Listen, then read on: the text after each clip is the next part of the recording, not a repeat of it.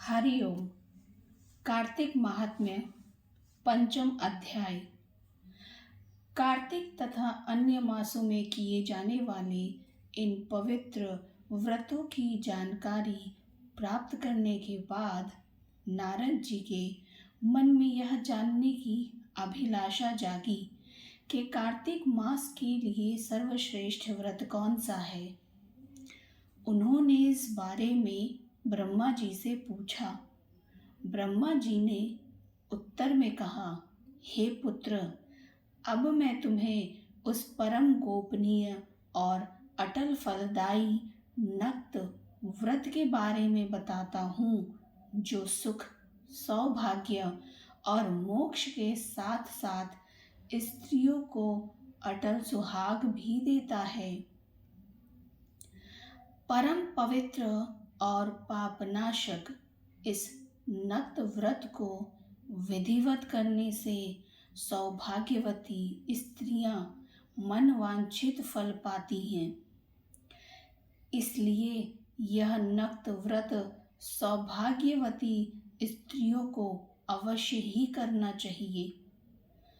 इस व्रत की इतनी महत्ता सुनकर नारद जी के हृदय में इसके विधि विधान को जानने की अभिलाषा जागृत हुई।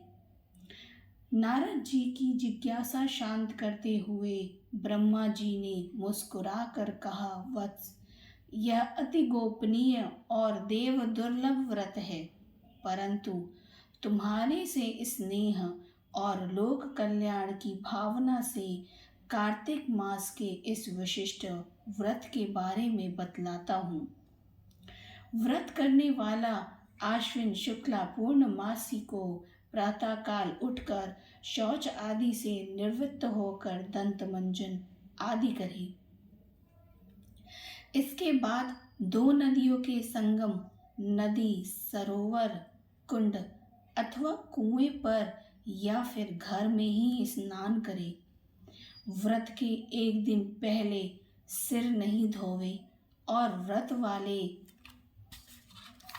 दिन विधि पूर्वक स्नान करे और पवित्र भावना से विधाता का स्मरण करे तथा व्रत का संकल्प इस प्रकार करे, हे जगत के रचयिता और कर्ता, आप कृपा करके मेरे पति देव की रक्षा तथा मेरी संतान की वृद्धि कीजिए। और फिर सूर्य जाप करके सूर्य को नतमस्तक प्रणाम करें। उस दिन सुंदर वस्त्र और आभूषण धारण करें। दिन में भोजन अथवा जलपान कदापि नहीं करना चाहिए। पूरे दिन निराहार रहकर भजन कीर्तन और पूजा में दिन व्यतीत करना चाहिए। पूजन विधि के बारे में ब्रह्मा जी ने कहा कि सायंकाल में हमारी यानी ब्रह्मा जी की चांदी के पात्र में दूध डालकर पूजा करनी चाहिए। सोना, चांदी, तांबा अथवा मिट्टी की ब्रह्मा की प्रतिमा बनावे, उसको लाल वस्त्र पहनावे और विधि पूर्वक पूजन करे। चांदी के पात्र में रखे हुए दूध को सोने की मतनी से मथे। साथ ही यह प्रार्थना करें कि हे ब्रह्मा जी, मुझे भोग आदि के लिए गौ प्रदान करके मेरी संपत्ति की वृद्धि करिए।